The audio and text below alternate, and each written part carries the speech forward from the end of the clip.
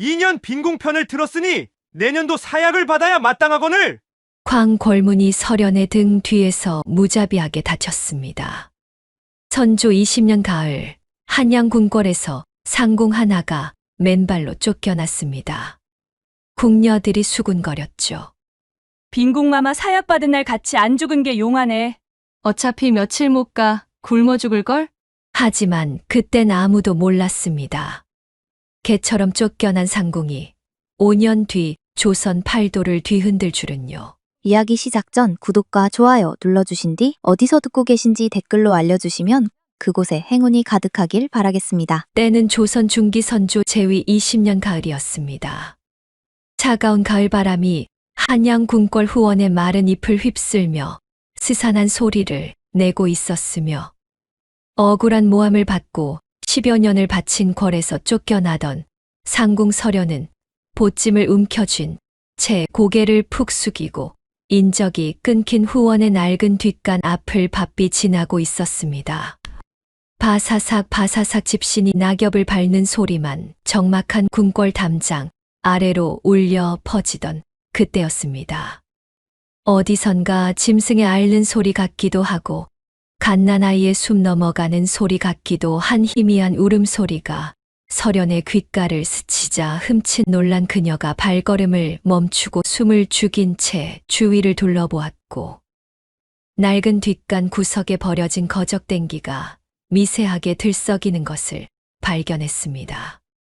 조심스레 다가가 거칠고 차가운 거적을 펄럭 걷어낸 설연은 헉하고 숨을 들이마시며 두 손으로 입을 틀어막았는데 핏기가 채 가시지 않은 갓난아이가 탯줄도 제대로 잘리지 않은 채 덜덜 떨고 있었으며 그 핏덩이의 작은 품에는 놀랍게도 알이 3개 빠진 낡은 대나무 주판이 꽉 쥐어져 있었기 때문입니다.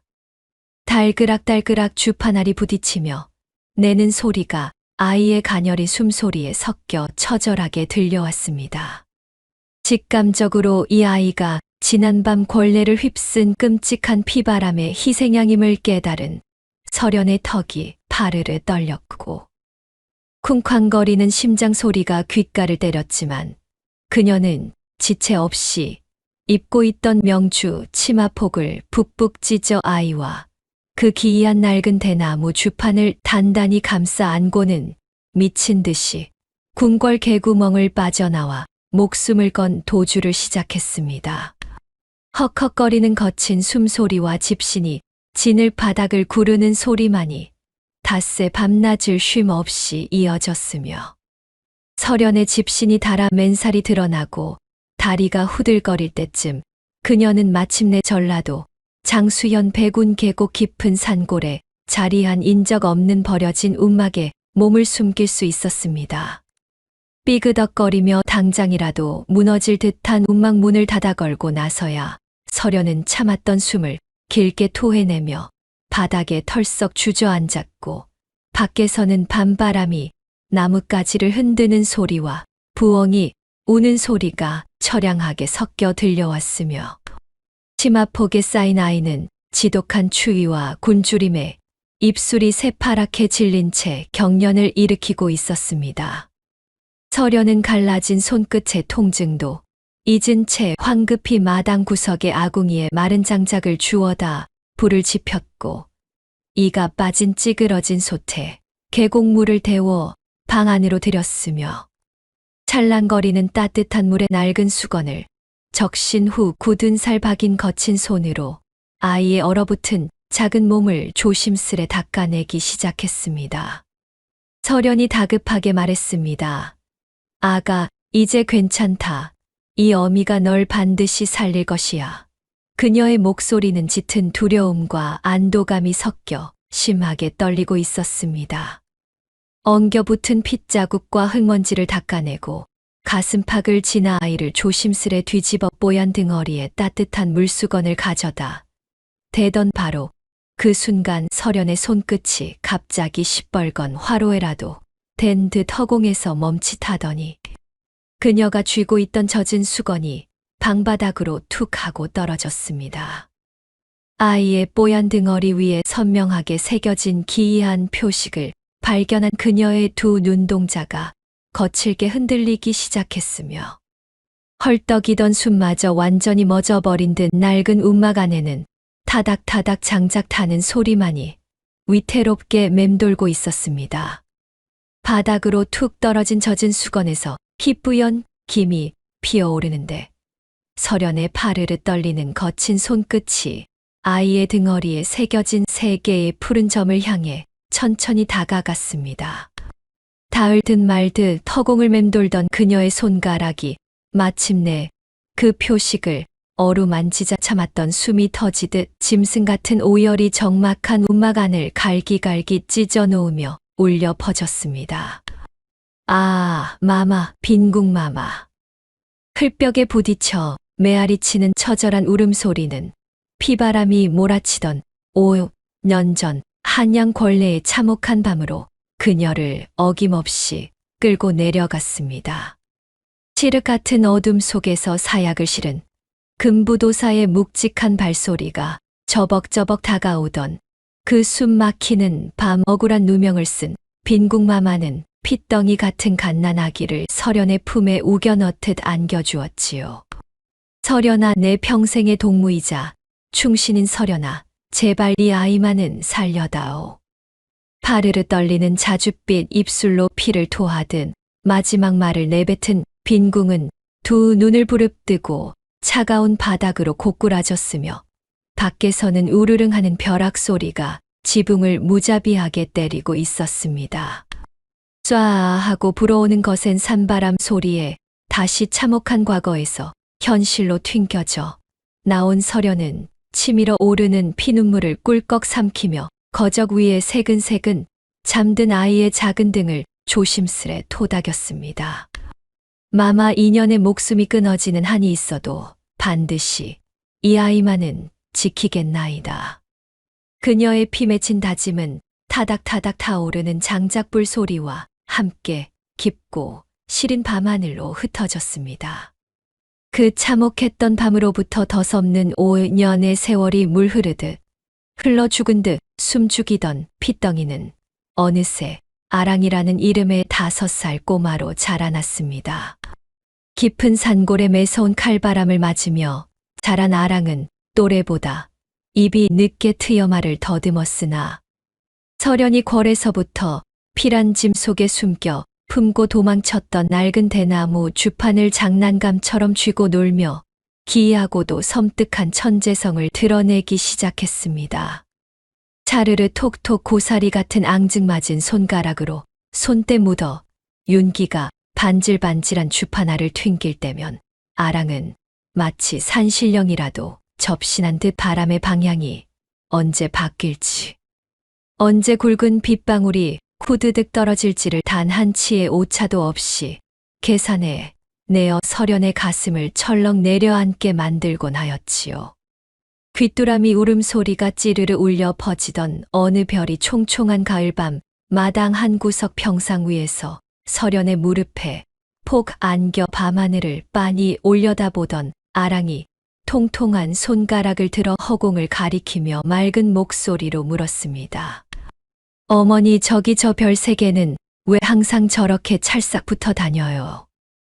그 천진난만한 물음에 설연의 가슴 깊은 곳에서 뜨거운 불길이 왈칵 치밀어 올랐으나 그녀는 애써 눈시울 붉히는 것을 감추며 아이의 등허리 3개의 푸른 점이 박힌 그곳을 가만히 쓸어내리며 쓸쓸히 미소 지을 뿐이었습니다.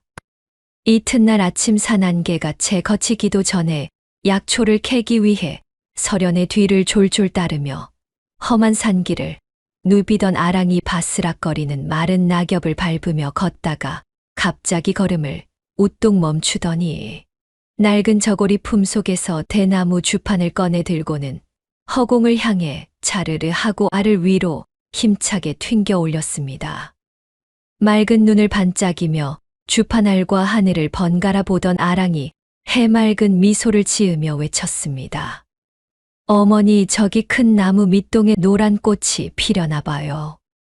설연이 아이가 가리키는 썩은 고목뿌리 쪽으로 고개를 돌리자 차가운 삭풍만이 휑하고 맴돌 뿐이었습니다. 아랑아, 이 척박한 산 중에 무슨 꽃이 핀단 말이냐.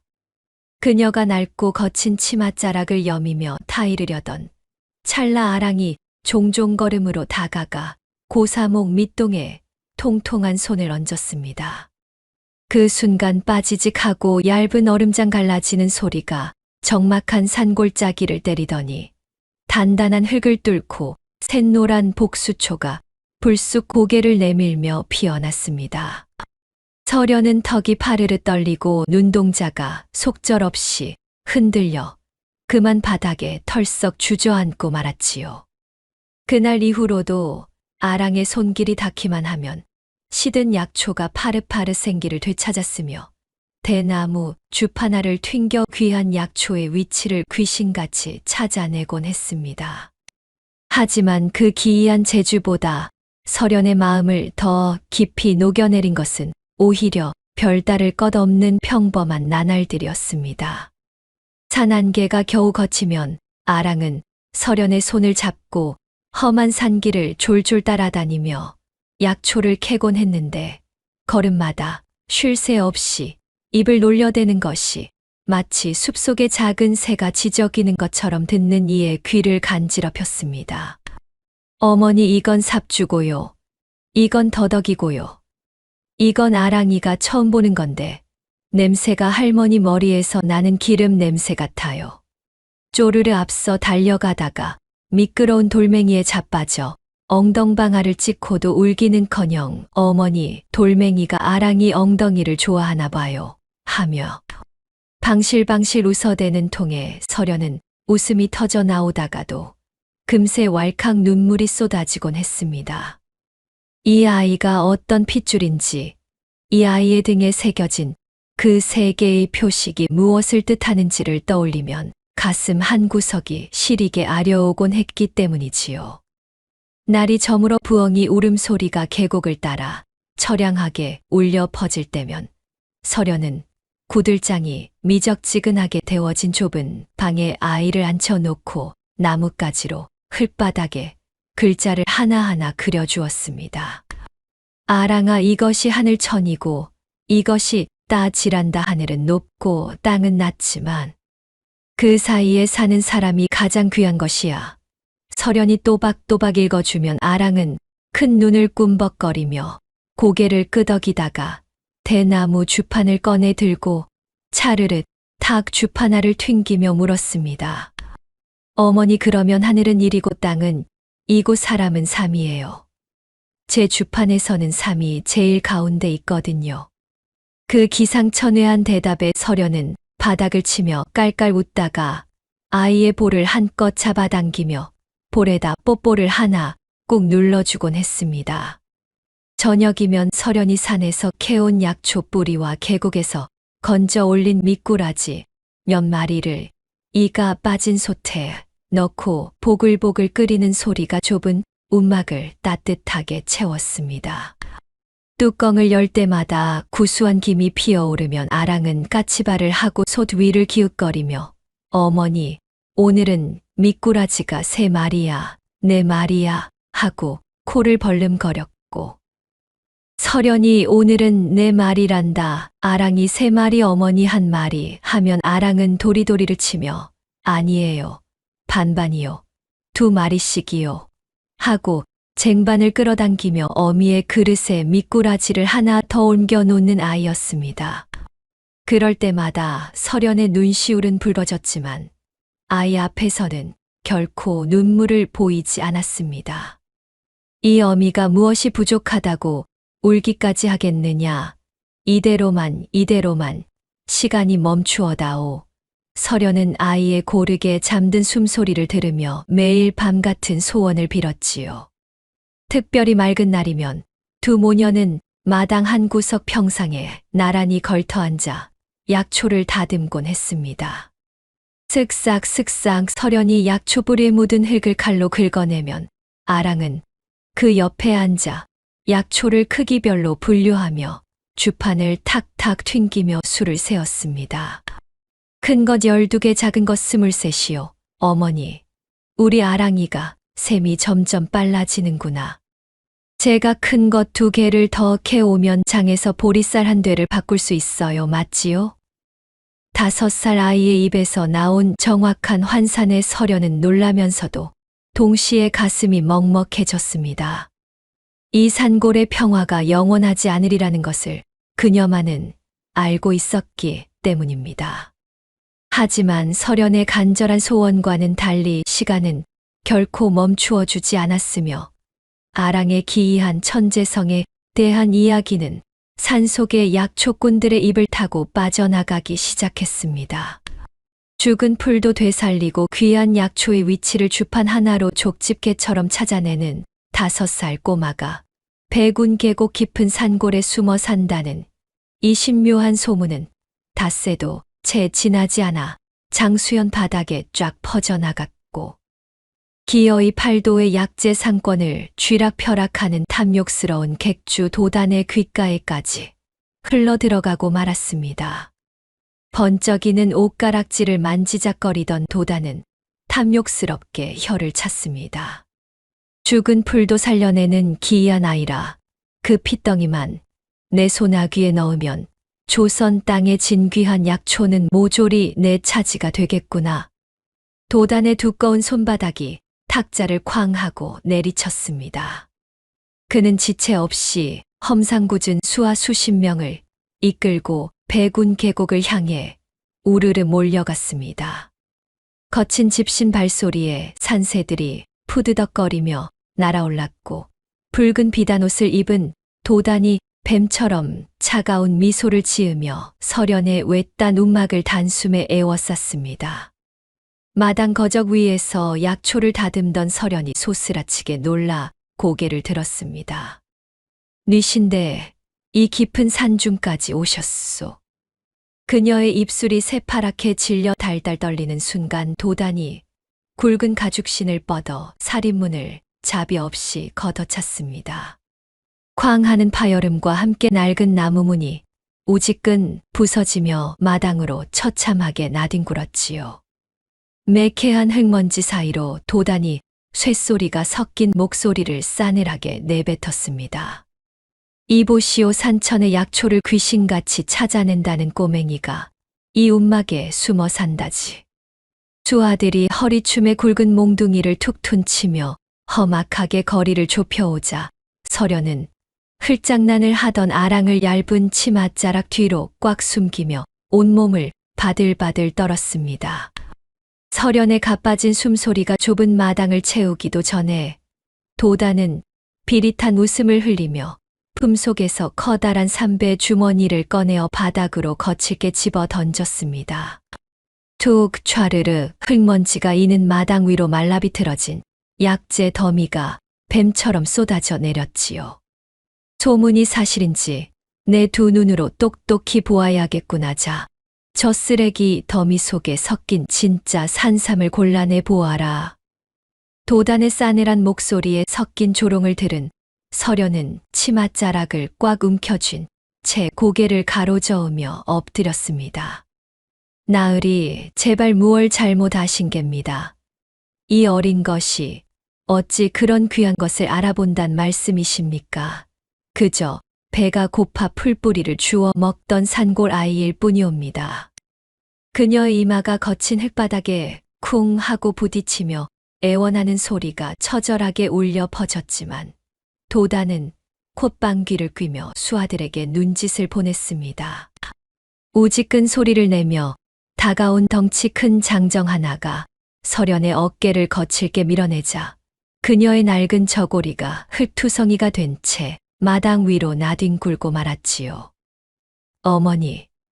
날카로운 비명과 함께 서련의 등 뒤에 숨어있던 5살 아랑이 조그만 발을 내디디며 앞으로 걸어 나왔습니다. 두려움에 사시나무 떨듯 떠는 어미와 달리 아이의 맑은 눈동자에는 한치의 흔들림도 없었으며 고사리 같은 손에는 태어날 때부터 품에 안겨 있던 낡은 대나무 주판이 꽉 쥐어져 있었지요. 도단이 흥미롭다는 듯 턱을 괴고 쳐다보는 사이 아랑은 마당 한가운데 수북이 쌓인 약재 더미 앞에 쪼그려 앉아 눈을 지그시 감았습니다. 아이의 작은 코끝이 벌렁거리며 바람에 흩날리는 약재의 냄새를 깊이 빨아들였고, 이내 손가락이 움직이며 대나무 주파나를 탁, 타닥, 촤르륵 하고 경쾌하게 튕기기 시작했습니다. 그 소리는 마치 산사의 맑은 목탁 소리처럼 고요한 산중을 울리더니 아랑의 작은 손이 허공을 가르며 썩은 도라지 뿌리들을 왼쪽으로 휙 던져버리기 시작했습니다. 그리고 정확히 3번 주파날이 튕겨진 직후 아이는 가장 밑바닥에 깔려 진흙이 잔뜩 묻은 볼품없는 뿌리 3개를 조심스레 집어들어 오른쪽 거적 위에 가지런히 올려놓았습니다. 이럴 수가. 도단의 눈동자가 튀어나올 듯 커지며 탐욕의 광기가 시뻘겋게 서리기 시작했습니다. 그가 허둥지둥 달려가 아이가 골라낸 뿌리를 코에 대고 냄새를 맡자 천년 묵은 흙내음과 함께 코끝을 찌르는 알싸한 진품 산삼의 향기가 확연히 뿜어져 나왔던 것입니다. 눈으로 보고도 믿기 힘든 광경에 도단의 입술이 파르르 떨렸으며 그는 짐승처럼 헐떡이는 숨을 내뱉으며 소리쳤습니다. 이건 진짜다. 10만이들도 평생 한 뿌리 캘까 말까. 한 천종 산삼이 틀림없어 여봐라. 당장 저 신물 나는 꼬맹이를 결박하여 수레에 실어라. 저 아이만 있으면 한양 최고의 상단은 내 차지가 될 것이다. 그의 악에 바친 호통이 떨어지기가 무섭게 장정 2명이 쿵쾅거리며 아랑에게 다가왔습니다. 사내들이 아랑을 억지로 수레 위에 올려 태우자 얌전하던 아랑도 그제야 두려움에 질려 앙칼진 울음을 터뜨렸습니다.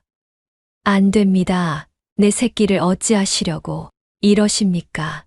제발 아랑이만은 놔주십시오. 바닥에 쓰러져 있던 서련이 클바닥을 기어와 도단의 다리가랑이를 필사적으로 부여잡고 늘어졌습니다. 그녀의 쉰 목소리가 협곡을 찢을 듯 울려 퍼졌으나 도단은 혐오스럽다는 듯 혀를 차며 매몰차게 그녀의 손을 뿌리쳤고 서련은 뒤로 비틀거리며 주저앉았지만 어미의 본능은 그녀를 다시 필사적으로 일으켜 세우게 만들었지요.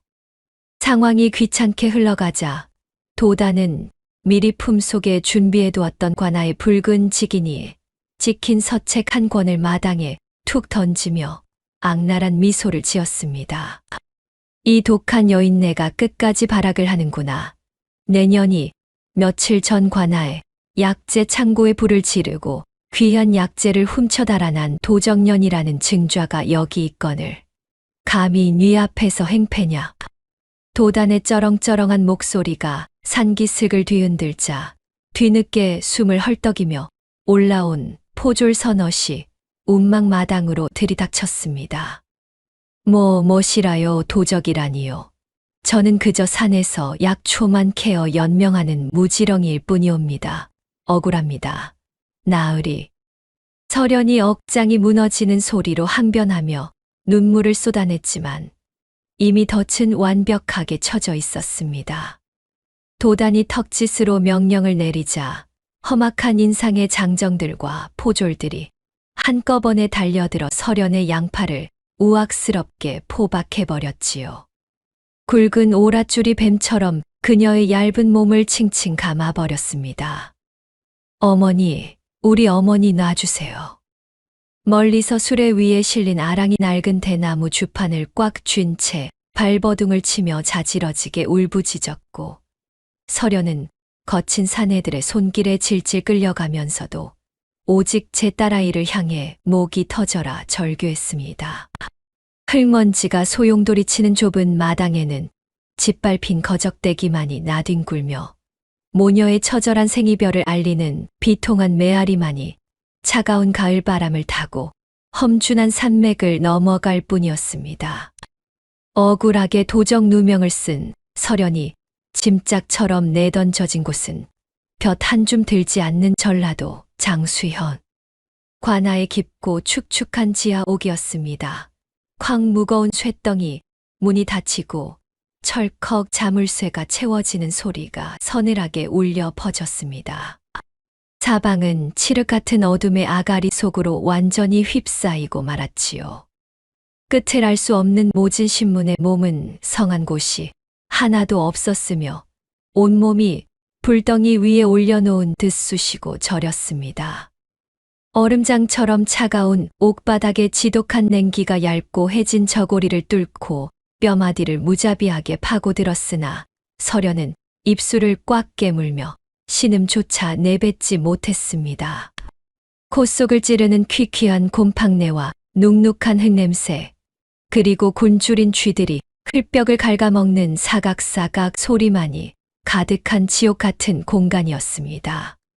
서련은 포승줄에 묶인 두 무릎을 가슴팍으로 바짝 끌어안고 덜덜 떨며 숨을 죽여야만 했습니다.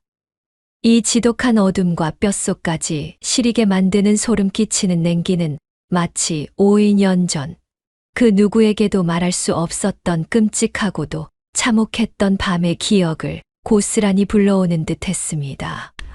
상처투성이인 서련의 파르르 떨리는 눈꺼풀이 무겁게 닫히는 순간 차가운 옥바닥의 일렁이는 어둠 위로 지우려야 절대 지울 수 없는 과거의 핏빛 잔상이 거대한 해일처럼 밀려들기 시작했습니다. 쨍그랑 얇고 투명한 백자 사발이 산산조각 나는 날카로운 파여름이 귓가를 갈기갈기 찢어 놓았습니다. 그것은 5년 전 궁궐의 전각에서 사약이 내려지던 바로 그 밤이었습니다. 고요하던 전각 안은 순식간에 아비규환의 생지옥으로 변해버렸지요. 죽음의 그림자가 드리운 공포에 질린 상궁들과 어린 나인들은 제 목숨 하나를 부지하고자 이성을 잃고 미친 듯이 비명을 지르며 뿔뿔이 흩어져 도망치기 바빴습니다. 문지방을 넘다 자빠지는 둔탁한 소리, 고운 비단 치맛자락이 문고리에 걸려 찢어지는 소리가 난무하는 처참한 혼란 속이었습니다. 오직 단 한 사람, 상궁 서련만이 마마의 곁을 끝까지 지키며 방금 태어난 핏덩이를 온몸으로 조심스레 받아 안고 있었습니다. 서련아. 이 아이만은 도끼가 퍼져 검게 변해가는 입술 사이로 마마가 내뱉은 마지막 한마디는 5년이 지난 지금까지도 서련의 가슴에 시뻘건 인두처럼 깊이 박혀 있었습니다. 허공을 애처롭게 헤매던 마마의 핏기 없는 손이 아이의 작은 등을 힘겹게 가리키다가 툭 하고 힘없이 방바닥으로 떨어져 내렸던 그 순간 서련은 쏟아지는 뜨거운 눈물을 삼킬 새도 없이 아이의 작은 숨소리마저 들이닥친 자객들에게 새어나갈까 제 가슴팍에 꼭 눌러 안았습니다. 칠흑 같은 궁궐의 높은 담장을 향해 짐승처럼 미친 듯이 달리기 시작했지요. 타닥타닥 뒤를 바짝 쫓아오는 군졸들의 가죽 군화 발소리와 시뻘건 횃불이 밤 공기를 태우며 타들어가는 파 소리가 등골을 서늘하게 때렸습니다. 좁은 회랑을 지나는데 군졸의 창끝이 치맛자락을 스쳐 찌차고 천이 찢기는 소리가 귓가를 때렸지만 서련은 뒤를 돌아볼 겨를 조차 없었습니다. 달빛에 하얗게 빛나는 궁궐 개구멍을 발견한 순간 그녀는 몸을 납작하게 엎드려 핏덩이를 가슴에 품은 채 짐승처럼 기어 빠져나갔습니다. 뒤에서 전연이 개구멍으로 빠졌다 하는 외침과 횃불빛이 흔들렸으나 이미 서련은 어둠 속으로 자취를 감춘 뒤였지요. 하지만 서련은 오직 이 세계의 푸른 점을 가진 고귀한 핏줄을 살려야 한다는 일념 하나로 집신마저 벗겨진 맨발로 험악한 밤의 산길을 닷새 밤낮이나 내달렸던 것입니다. 쏴암의 선 가을바람이 지하 옥의 낡은 옥살창을 거칠게 때리며 우는 소리에 서련은 퍼뜩 굳은 몸을 크게 떨며 참혹한 현실로 다시 돌아왔습니다. 끝을 알 수 없는 모진 신문과 지독한 굶주림으로 몸은 이미 만신창이가 되어 있었고 핏기가 가신 입술은 바짝 타들어 거북이 등껍질처럼 갈라졌습니다. 하지만 그녀의 머릿속에는 5년 전 피바람이 불던 그날 밤처럼 오직 자신의 목숨보다 귀한 전부의 아랑을 지켜야 한다는 생각만이 뜨거운 들불처럼 타오르고 있었지요. 흉악한 도단의 수하들에게 질질 끌려가면서도 자신이 애지중지 쓰던 낡은 대나무 주판을 생명줄처럼 꽉 쥐고 있던 딸아이의 겁에 질린 하얀 얼굴이 캄캄한 허공에 아른거렸습니다. 서련은 미칠 것만 같은 가슴을 두 손으로 꽉 움켜쥐며 이를 악물었습니다. 밤이 이슥해지자 서련은 짐승의 발톱이 긁어놓은 듯 거친 나무 옥살창을 두 손으로 꽉 부여잡았습니다. 밖으로 소리조차 내지 못하고 아이의 이름을 부르며 속으로 피 맺힌 오열을 토해내기 시작했지요. 아랑아, 나의 불쌍한 아랑아. 거친 옥살창을 너무도 세게 부여잡은 서련의 앙상한 손마디가 피가 통하지 않아 하얗게 질리다 못해 파들파들 떨렸고 그녀의 텅 빈 눈동자 위로 서리가 내린 듯 차가운 달빛만이 무심히 쏟아져 내렸습니다. 그 무심하고 차가운 달빛은 수십 리 떨어진 장수연 객주의 으슥한 뒷방 창고 틈새로 스며들어 웅크려 앉은 작은 아이의 어깨 위에도 고스란히 내려앉았습니다. 캄캄한 창고 안에는 독한 당귀와 썩어가는 곰팡이 냄새가 진동했고 고작 5살배기 아랑이 얇은 거적 위에 앉아 있었지요. 여느 아이라면 어미를 찾으며 바닥을 뒹굴고 악을 썼겠지만 아랑의 커다란 눈망울에는 신기하게도 눈물 한 방울 맺히지 않았습니다. 아이의 품속에는 끝까지 바닥에 쓸리며 지켜냈던 어미의 낡은 대나무 주판이 유일한 생명줄처럼 꽉 안겨 있었습니다. 끼기기기 쾅 소름 끼치는 마찰음과 함께 창고 문이 거칠게 열리더니 장수연 객주의 독사 같은 주인 도단이 횃불을 든 수아들과 성큼성큼 들어왔습니다. 도단의 신경질적인 손짓에 수아들이 커다란 마포 부대 대여섯 개를 아랑에 앙증맞은 발 앞에 쿵 하고 지축이 울리도록 내동댕이 쳤습니다. 굵은 새끼줄 매듭이 툭 끊어지며 뽀얀 흙먼지와 함께 기괴한 모양의 약초들이 산더미처럼 쏟아졌지요. 귀한 산삼 뇌두부터 쇳가루를 채워 넣은 가짜 녹용, 사람을 죽이는 독초와 살리는 영약이 교묘하게 뒤엉켜 좁은 창고 바닥을 메웠습니다. 내 어미 서련년의 목숨줄은 오롯이 내 조망만 한 손끝에 달렸다. 도단이 뱀처럼 차가운 쇳소리로 아랑의 앞에 쪼그려 앉아 눈높이를 맞추며 으르렁거렸습니다.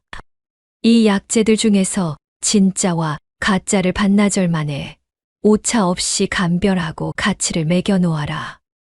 단 한 푼이라도 틀리거나 동틀 때까지 끝내지 못하면 내일 아침 내 어미가 다시는 해를 보지 못하게 될 것이다. 수아들은 비릿한 낄낄거림을 흘렸으나 아랑은 연약한 턱이 파르르 떨리고 창백해진 입술이 하얗게 질릴 정도로 질끈 깨물면서도 도단의 도끼 어린 시선을 피하지 않았습니다. 두려움에 온전히 먹혀버리면 아무것도 지킬 수 없다는 어미의 뼈저린 가르침을 떠올리며 아랑은 마른 침을 꼴깍 삼키고 극심한 공포를 작은 뱃속 깊숙이 억눌렀습니다. 철컹 쾅 도단 일행이 차가운 비웃음을 남긴 채 문을 굳게 닫아 걸자 창고는 다시 희미한 달빛만이 남은 칠흑 같은 어둠에 잠겼습니다. 아랑은 바닥에 흩어진 흙먼지를 작은 손으로 툭툭 털어내더니 가슴 깊은 곳에서 뜨거운 심호흡을 길게 내쉬고는 흙투성이 치맛자락을 단정히 여미며 꼿꼿하게 자세를 고쳐 앉았습니다. 그 찰나 5살 꼬마의 것이라고는 믿기지 않을 만큼 서늘하고 예리한 안광이 아이의 맑은 눈동자에서 형형하게 번뜩였습니다. 아이는 품속 깊은 곳에서 모서리가 달아빠진 낡은 대나무 주판을 천천히 꺼내어 비좁은 무릎 위에 재단에 올리듯 정갈하게 놓았습니다. 거대한 약초 더미에서 풍기는 알싸한 냄새를 조그만 코로 깊게 들이마신 아랑은 눈을 반쯤 감은 채 약재들의 형태를 머릿속으로 빠르게 훑었습니다. 이내 달빛을 받아 은은하게 반짝이는 주파날 위로 아랑의 작고 여린 손가락이 날렵한 제비처럼 미끄러지듯 올라갔습니다. 탁, 타닥 촤르르르. 쥐 죽은 듯 고요하던 창고 안으로 거칠고도 경쾌하게 주파날을 튕겨내는 소리가 마치 폭풍우가 몰아치듯 날카롭게 울려 퍼졌습니다. 약초 더미를 쥐어 냄새를 맡고 바닥에 던지는 툭 소리와 지체 없이 계산을 마치는 타다닥 소리가 기묘한 박자를 만들어내며 어둠을 채웠고 어미의 목숨을 구하기 위한 5살 천재 아이의 처절하고도 경이로운 샘판이 달빛 아래서 마침내 그 서막을 올렸습니다. 창고 안에서 뿜어져 나오는 그 처절한 샘판 소리는 두꺼운 흙벽을 넘어 전라도, 장수연, 객주 담장 밖까지 희미하게 번져나가고 있었습니다. 그 시각 객주 앞 허름한 주막의 낡은 평상에는 삿갓을 푹 눌러쓴 사내 하나가 국밥을 비우고 있었습니다. 낡은 보찜을 맨 그는 팔도를 떠도는 묵객 송현이었습니다.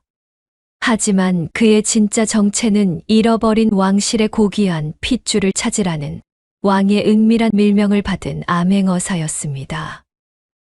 후루룩. 국물을 마시며 품속에서 엽전 서푼을 꺼내 만지작거릴 때 장돌뱅이들의 은밀한 수군거림이 밤바람을 타고 송현의 귓바퀴로 흘러들어왔습니다. 어이 자네들 그 소문 들었는가? 저기 장수현 객주 도단놈이 조그만 꼬맹이 하나를 움막에서 주워와서 아주 돈방석에 앉았다는구만. 쯧쯧 내 그럴 줄 알았지. 관아, 이방놈과 짜고 선량한 백성들에게 압수한 썩은 약재를 빼돌려다가 한양 최고급 약재로 속여 곱절로 팔아치운다지 않은가. 그런데 그 5살 핏덩이가 귀신같이 냄새만 맡고도 약재 등급을 척척 가려내고 셈을 한다더군. 그뿐인가 쉬, 입 조심하게나. 그 천재 꼬마를 키우는 어미가 지금 사경을 헤매는데 피도 눈물도 없는 도단놈이 어미 약값을 빌미로 아이를 노예처럼 부려먹는다네. 아이가 쓰러질 때까지 밥 한 톨 안 주고 차가운 창고에 가둬둔다니 짐승만도 못한 놈이지.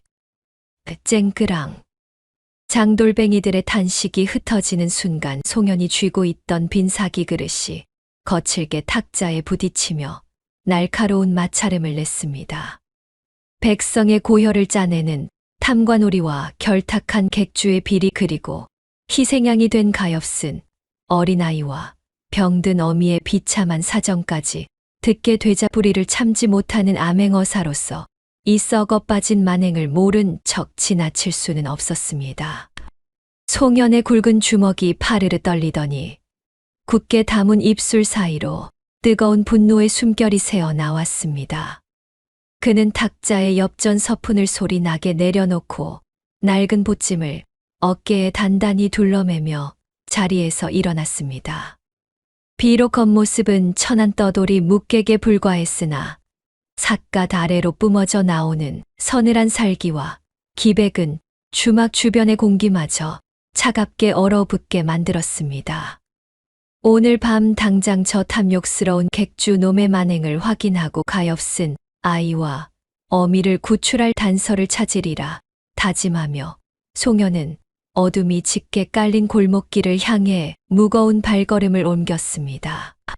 깊은 밤 칠흑 같은 장막이 장수현 객주의 거대한 기와 지붕을 무겁게 짓누를 무렵이었습니다. 사사싹. 마른 나무잎이 스치는 소리조차 밤바람에 묻혀버릴 만큼 날렵한 그림자 하나가 달빛을 가르며 객주의 높은 뒷담을 훌쩍 뛰어넘었습니다. 착. 고양이처럼 소리 하나 없이 부드럽게 마당 흙바닥에 내려앉은 송현은 낡은 집신이 바닥에 끌리는 소리조차 내지 않은 채 어둠 속에 몸을 숨기며 예리한 시선으로 주위를 빠르게 살폈습니다. 그때였습니다. 타닥 촤르르륵. 자물쇠가 굳게 채워진 안채 구석에 허름하고 비좁은 창고 쪽에서 기이한 소리가 들려왔습니다. 쥐 죽은 듯 고요하고 음산한 객주마당의 정막을 깨고 울려 퍼지는 낡은 나무알이 부딪히는 경쾌하고도 기계적인 파음이었습니다. 소녀는 단전까지 숨을 깊이 들이마시고 발소리를 완벽하게 죽인 채 문틈 사이로 희미한 불빛이 새어나오는 창고 쪽을 향해 조심스럽게 다가갔습니다. 가까워질수록 퀴퀴한 흙내음과 코끝을 찌르는 매캐한 약초 냄새가 진동을 하며 그의 후각을 강하게 자극했습니다. 툭 타다다. 거친 약초 더미가 바닥에 무자비하게 던져지는 둔탁한 소리에 이어 벼락같이 쏟아지는 주판 튕기는 소리가 이어졌습니다.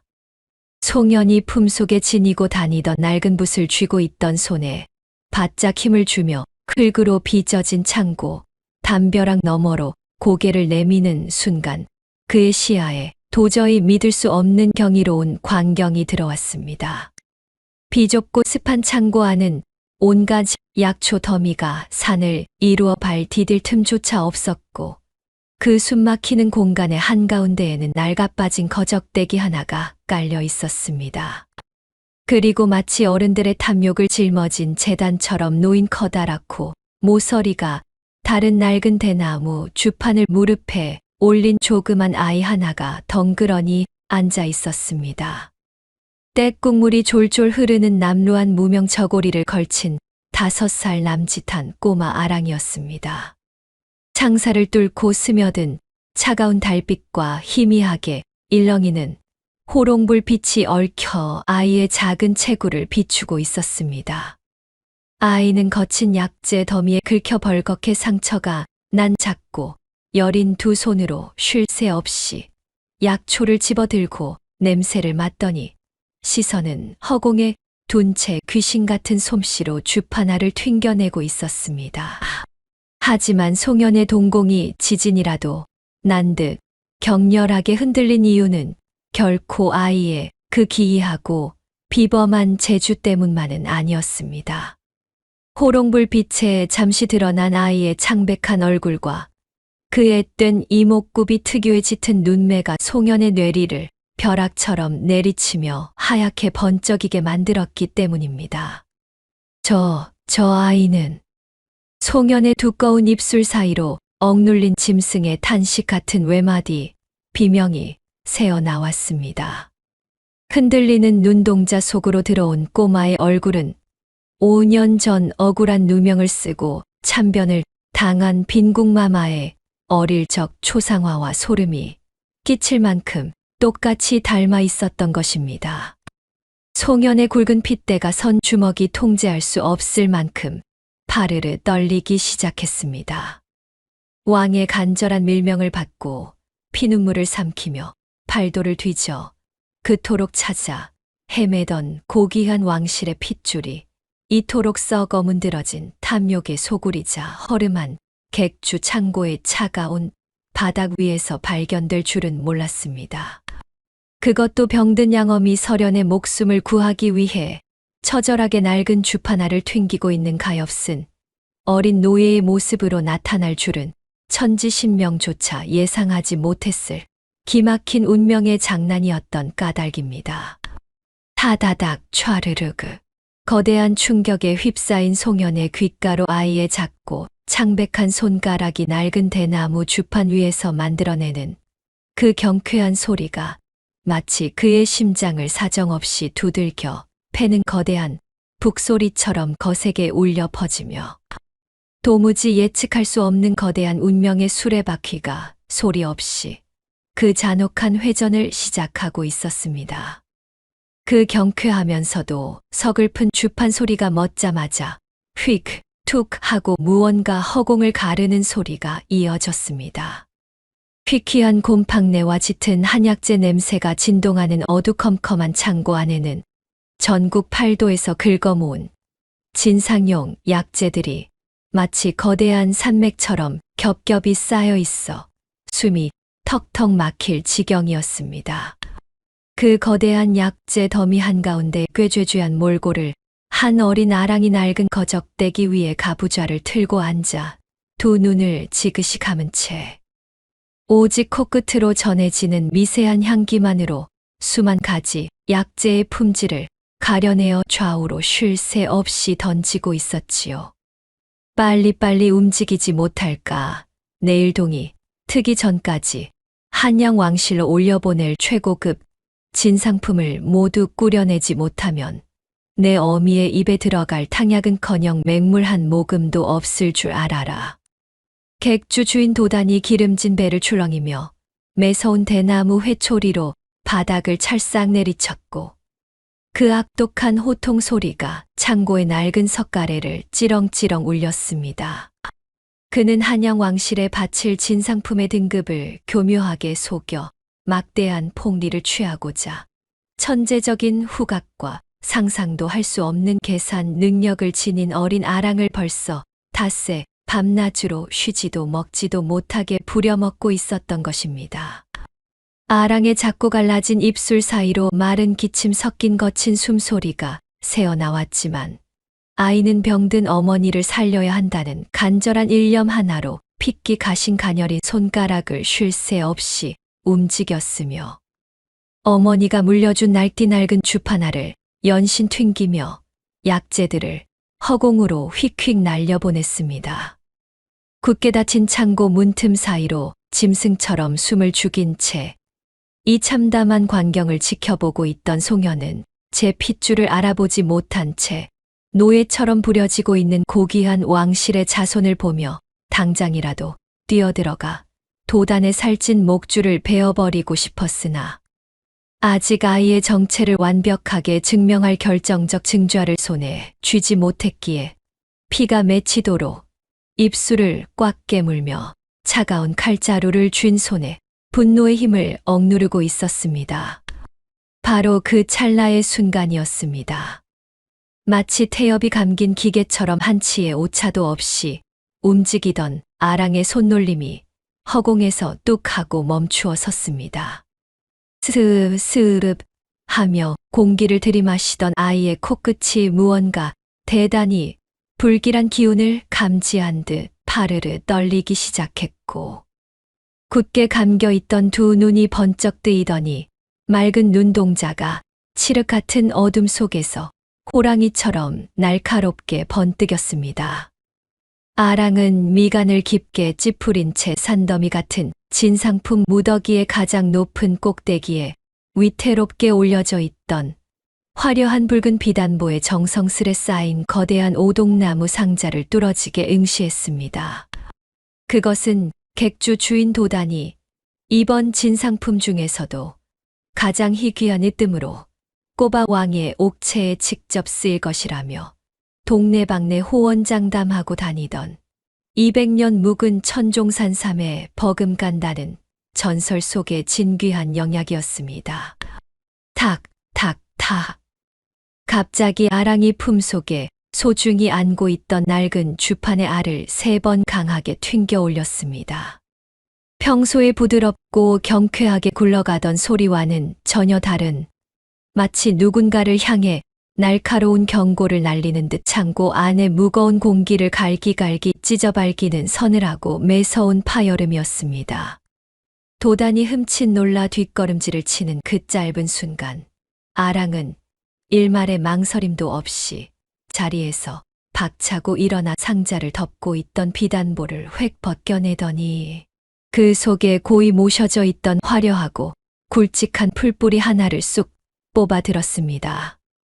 겉보기에는 검붉은 빛이 영롱하게 감돌며 신비로운 기운을 내뿜는 듯하여 지나가는 길손이라도 그 위용에 엎드려 절을 올릴 만큼 귀한 자태를 뽐내고 있었지만 그것을 거머쥔 아이의 표정은 한겨울 꽁꽁 얼어붙은 냇물처럼 차갑고 냉혹하기 그지없었습니다. 이 천하의 몹쓸 놈의 자식이 그게 어떤 귀하고 비싼 물건인 줄 알고 감히 그 더러운 흙 묻은 손으로 함부로 움켜쥐는 것이냐. 얼굴이 시뻘겋게 달아오른 도단이 길길이 날뛰며 탁자를 쾅 내리치며 벌떡 일어나 아이를 향해 위협적으로 한 발짝 다가서려던 찰나였습니다. 휙, 툭. 아랑이 손에 꽉 쥐고 있던 그 눈부신 검붉은 풀뿌리를 마치 길가에 굴러다니는 더러운 개똥을 버리듯 일말의 미련조차 없이 허공으로 냅다 집어 던졌고 그것은 둔탁한 파열음을 내며 씩씩거리던 도단의 낡은 가죽신 발밑에 볼품없이 처박히고 말았습니다. 순간 시끄럽던 창고 안에는 쥐 죽은 듯한 무거운 정막이 짓눌러왔고 밖에서 칼을 쥐고 대기하던 송현마저 아이의 예측할 수 없는 돌발적인 행동에 헉하고 거친 숨을 들이켰습니다. 내 이놈 단단히 미쳐 돌아가는구나. 내 어미의 팔이 목숨줄이 내 소나귀에 꽉 쥐어져 있다는 것을 그새 잊었단 말이냐. 도단이 입가에 허연 거품을 물고 당장이라도 아이를 끌어내려 할 기세로 성큼 다가섰지만 아랑은 단 한 발짝도 뒤로 물러서지 않고 대나무처럼 꼿꼿하게 선 채로 도단에 탁하고 탐욕스러운 두 눈을 한치의 흔들림 없이 똑바로 응시했습니다. 그리고는 아직 변성기조차 지나지 않은 어린 꼬마의 것이라고는 도저히 믿을 수 없을 만큼 맑으면서도 동시에 듣는 이의 뼛속까지 시리게 만드는 단호하고 서늘한 목소리로 굳게 닫혀있던 입술을 열었습니다. 주인 어른, 참으로 무지하고 어리석기 짝이 없으십니다. 겉모습이 비단결처럼 화려하다고 하여 그 속내까지 다 귀하고 진실된 것은 아니지요. 지금 당장 허리를 굽혀 냄새를 맡아보십시오. 이 흉측한 풀뿌리에서는 천년의 고귀한 연기가 흐르는 것이 아니라 뒷도 들지 않는 축축하고 썩은 흙구덩이에서 자라나 사람의 내장을 녹여버리는 지독한 맹독의 사양 냄새가 진동을 하고 있습니다. 아랑의 입에서 폭포수처럼 쏟아져 나온 그 한마디는 단순한 어린아이의 반항이 아니라 감히 조선의 국왕이 머무는 왕실을 기만하고 목숨을 건 사기극을 벌이려는 거대한 탐욕의 핵심을 단번에 꿰뚫어 버리는 예리한 비수와도 같았습니다. 아이의 카랑카랑한 목소리가 낡은 창고의 흙벽에 부딪혀 거세게 메아리치는 가운데 문 밖에서 그 숨 막히는 모든 상황을 지켜보며 칼자루를 쥐고 있던 송현의 심장 박동이 거대한 해일처럼 미친 듯이 출렁이기 시작했습니다. 그 꾀죄죄하고 비참한 몰골의 아이가 무자비하게 내동댕이 친 것은 단순한 독초의 뿌리가 아니라 이 썩어 문드러진 객주의 깊은 어둠을 단숨에 걷어내고 피바람이 몰아칠 거대한 운명의 반전을 알리는 서늘한 신호탄이었으며 동시에 죽은 줄로만 알았던 왕실의 고귀한 핏줄이 천하를 향해 자신의 존재를 처음으로 드러내는 경이롭고도 소름 끼치는 포효였던 것입니다. 만약 저 요망한 뿌리를 귀한 약재라 속여 전하께 바쳤다가는 대행수 어른은 물론이고 여기 있는 모든 사람의 목이 추풍낙엽처럼 달아날 것입니다.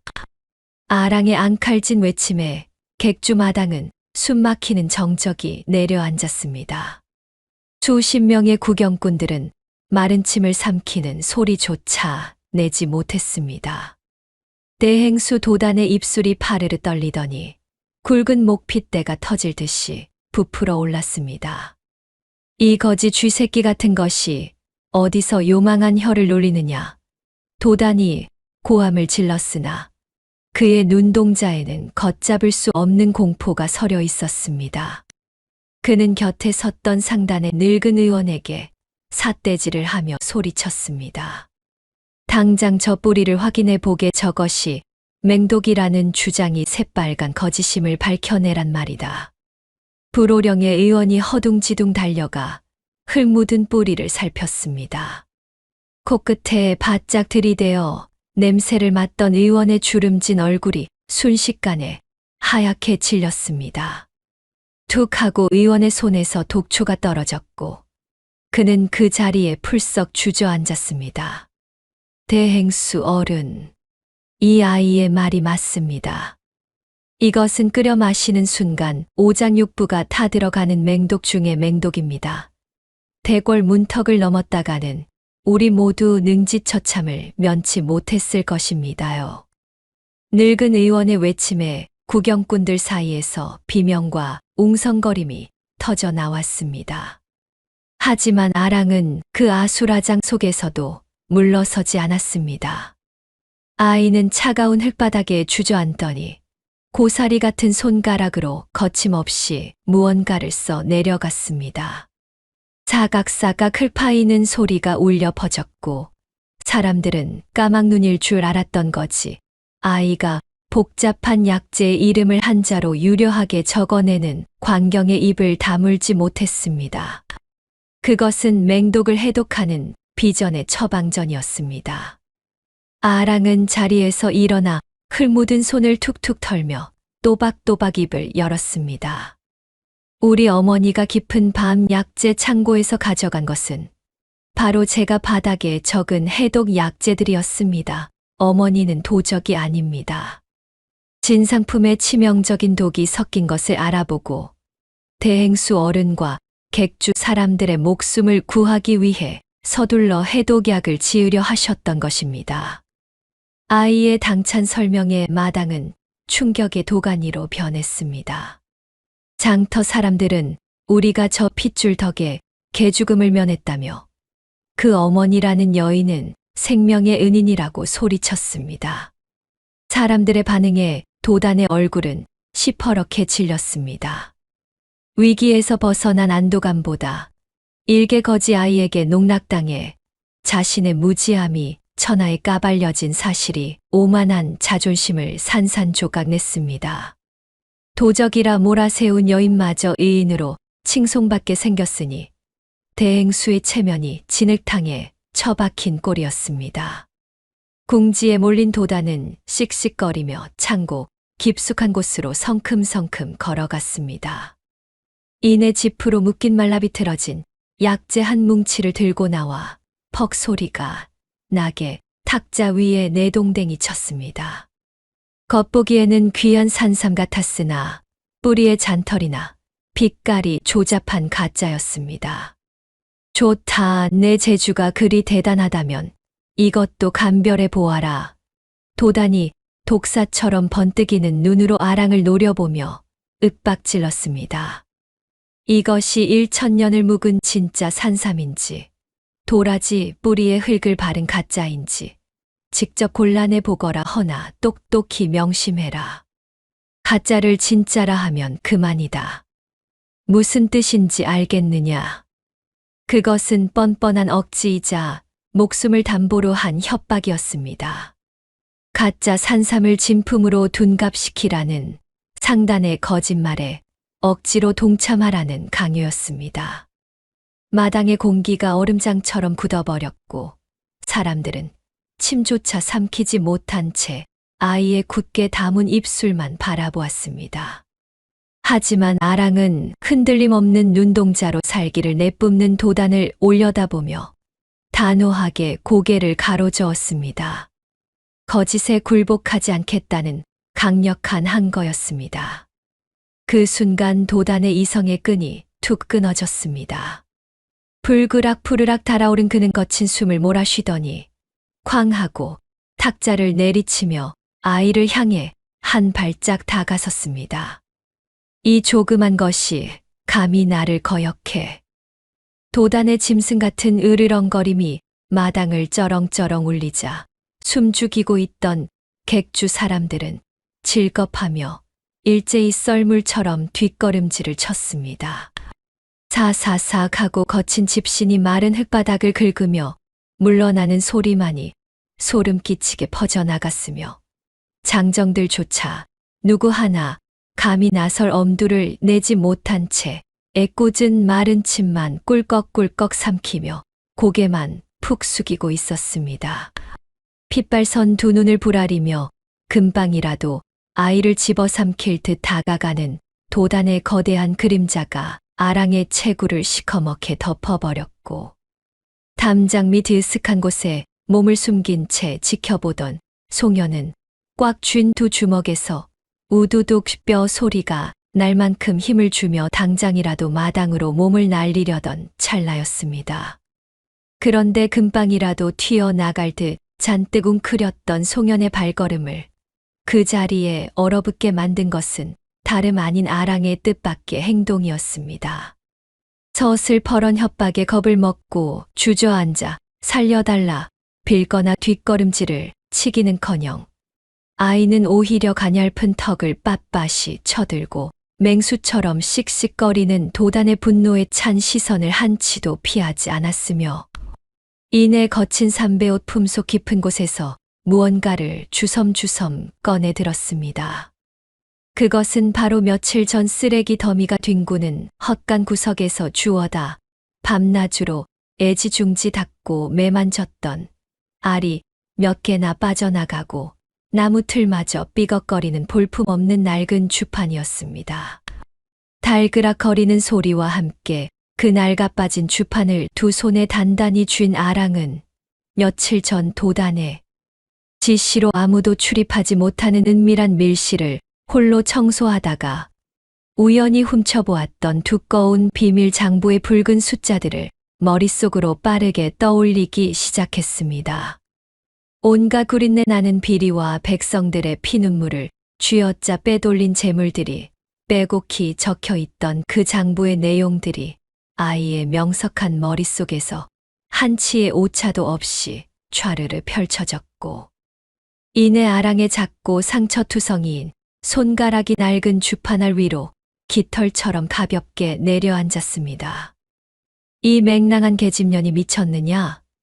어디서 굴러먹다 온 것이 감히 내 앞에서 장난질을 쳐. 도단이 기가 막히다는 듯 거친 헛기침을 내뱉으며 주먹으로 탁자를 쾅 내리치며 아이에게 으르렁거렸지만, 아랑의 손가락은 도단의 손이 허공을 가르기도 전에 이미 신들린 듯이 주판알을 튕기고 있었습니다.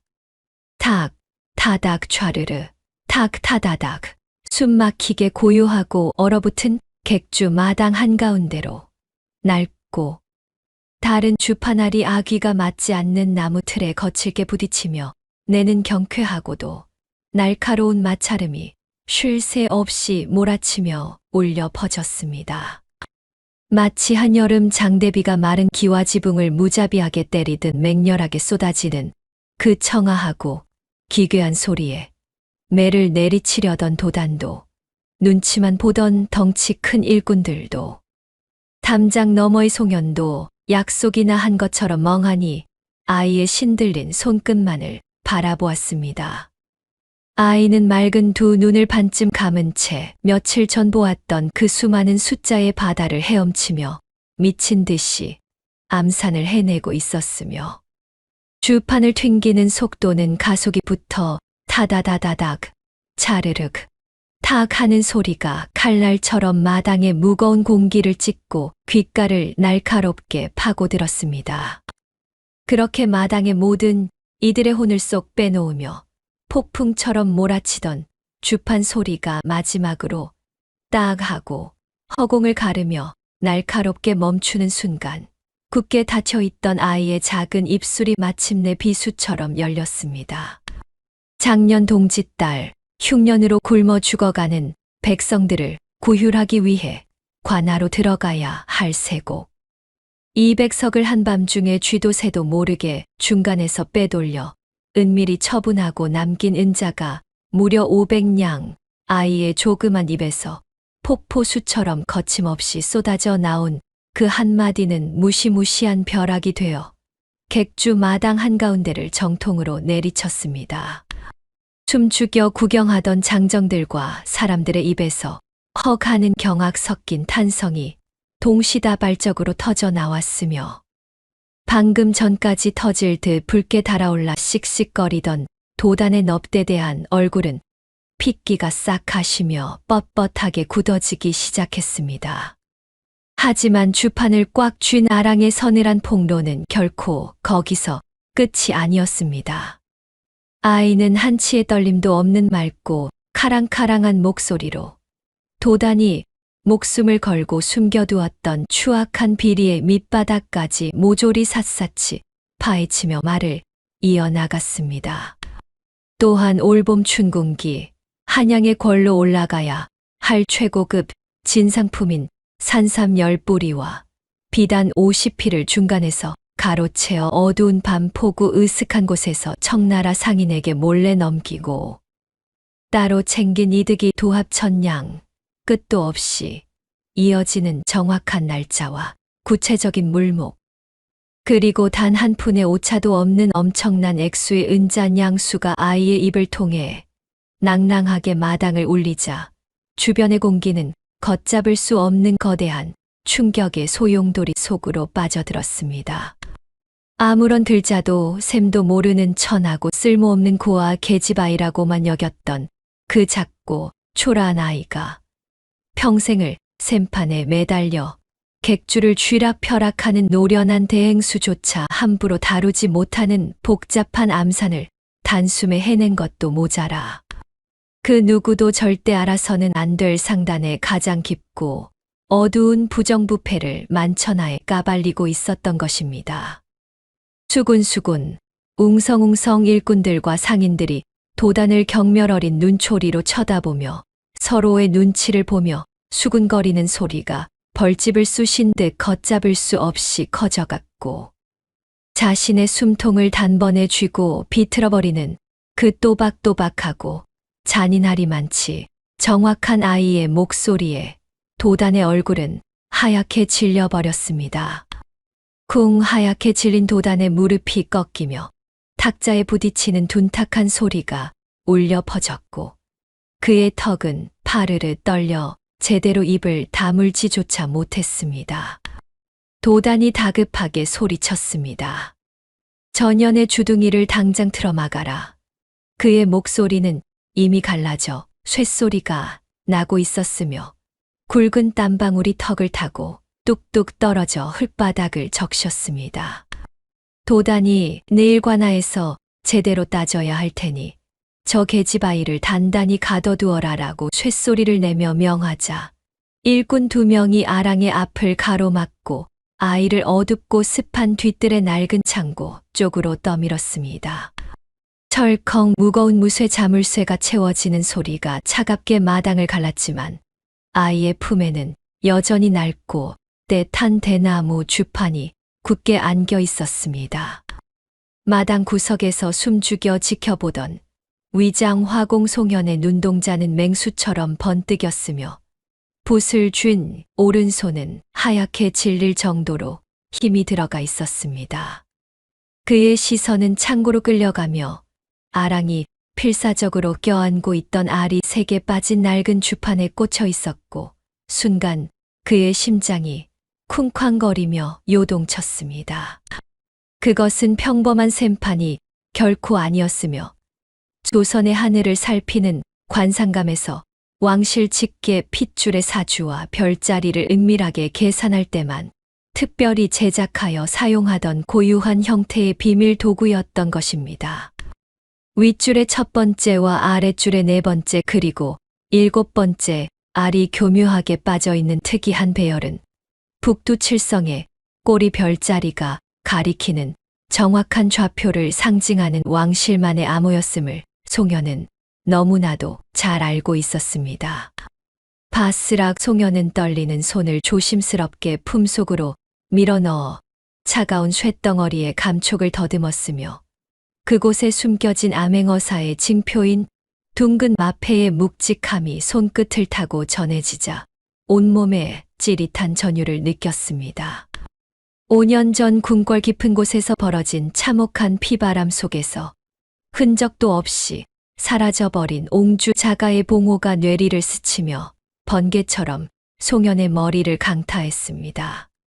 평범한 천민이라면 절대 알 수 없는 거대한 상단의 은밀한 셈을 단숨에 꿰뚫어 본 천재적인 두뇌와 관상감의 비밀.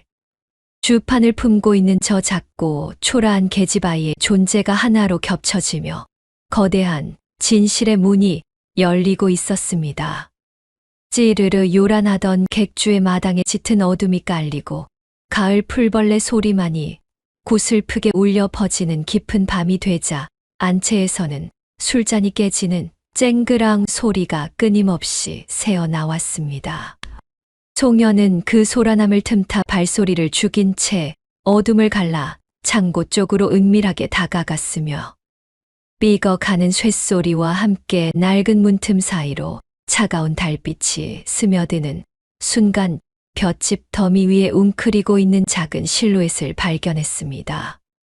아이를 안전한 곳으로 빼돌려야 한다는 다급한 마음에 송현이 조심스럽게 발을 내디디려던 찰나 어둠 속에서 고요하고도 서늘한 아이의 목소리가 귓가를 파고들었습니다. 아랑이 속삭였습니다. 아저씨가 그림만 그리는 분이 아닌 거 알아요. 움찔 송현의 발걸음이 그 자리에 얼어붙은 듯 멈춰 섰으며 달빛에 드러난 아랑의 눈동자는 겨우 5살 난 어린아이의 것이라고는 믿을 수 없을 만큼 세상의 모든 것을 꿰뚫어 보는 듯한 압도적인 기운을 뿜어내고 있었습니다. 아랑은 조용히 몸을 일으켜 품에 안고 있던 낡은 대나무 주판을 두 손으로 꽉 쥐었으며 가늘게 떨리는 손가락에 남은 온 힘을 쥐어짜 내어 주판의 두꺼운 밑바닥 나무틀을 엇갈리게 비틀기 시작했습니다. 뚝 하고 메마른 나무가 부러지는 듯한 날카로운 소리가 창고 안을 울리더니 굳게 닫혀있던 주판의 밑바닥 틈새가 벌어지며 그 안에 교묘하게 숨겨져 있던 작은 공간이 모습을 드러냈습니다. 스르륵 아랑의 작은 손가락이 틈새로 들어가 무언가를 조심스럽게 꺼내 올렸고 그것은 오랜 세월의 흔적을 간직하여 누렇게 바랜 낡은 명주천 조각이었습니다. 달빛에 비친 명주천 위에는 검붉게 굳어버린 피로 쓰인 처절하고도 다급한 필체의 글귀들이 빼곡하게 적혀 있었으며 그것은 다름 아닌 5년 전 피바람 속에서 숨을 거둔 빈궁이 어린 옹주를 살리기 위해 남긴 혈서였던 것입니다. 아랑은 덜덜 떨리는 손으로 그 피 묻은 명주천을 송현의 앞으로 쑥 내밀었으며 아이의 커다란 눈망울에는 참을 수 없는 눈물이 가득 고여 달빛을 받아 반짝이고 있었습니다. 아랑이 간절히 애원했습니다. 이 안에 우리 진짜 어머니가 남기신 글이 있어요. 제발 저를 궁으로 보내도 좋으니 우리 설현 어머니를 살려주세요. 자신을 거두어 친딸처럼 길러준 설현을 살리기 위해 기꺼이 자신의 진짜 신분을 내던지겠다는 아이의 희생이 송현의 가슴을 세차게 때렸습니다. 송현이 떨리는 두 손으로 무거운 혈서를 받아들고 피 묻은 글귀를 확인하려던 바로 그 순간 다그닥 다그닥 정막을 찢는 다급한 말발굽 소리가 객주의 바깥 담장을 넘어 거칠게 울려 퍼졌습니다. 전령이 고함을 쳤습니다. 관아의 급보요. 내일 모레로 예정되었던 죄인 설현의 처형이 내일 아침 해가 뜨는 즉시 앞당겨 집행될 것이니 객주에서도 그리 알라. 그 소리가 비수처럼 날아와 꽂히자 창고 안의 공기는 얼음장처럼 차갑게 얼어붙었고 아랑의 작은 어깨는 공포에 질려 파르르 떨리기 시작했습니다. 송현의 턱관절이 부서질 듯 꽉 맞물렸으며 그는 아이가 건넨 빈궁의 혈서를 조심스럽게 접어 품속 깊은 곳에 단단히 찔러 넣고는 주먹을 불끈 쥐었습니다. 거친 숨을 내몰아 쉬는 그의 머릿속에는 오직 설현의 억울한 죽음을 막고 이 고귀한 핏줄을 지켜내야 한다는 단 하나의 일념만이 거대한 불길처럼 타오르고 있었습니다. 품속에 차가운 마패를 거머쥔 송현의 손등 위로 굵은 핏줄이 터질 듯 솟아올랐고 그는 입술을 깨물며 낮고 단호한 목소리로 읊조렸습니다. 틀림없어 저 아이가 바로 전하께서 애타게 찾으시던 잃어버린 옹주자가 송현의 입술 사이로 새어나온 목소리는 억눌린 격정으로 파르르 떨리고 있었으며 그의 가슴 속에서는 거대한 파도가 일듯 뜨거운 분노가 소용돌이치고 있었습니다.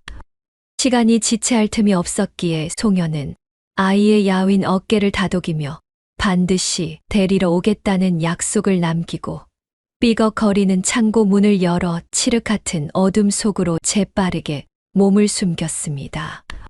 그는 발소리조차 내지 않고 객주를 빠져나와 장수현 외곽의 깊은 산속으로 내달렸으며 그곳에 매복해 있던 역졸들을 향해 날카로운 부엉이 울음소리로 신호를 보냈습니다.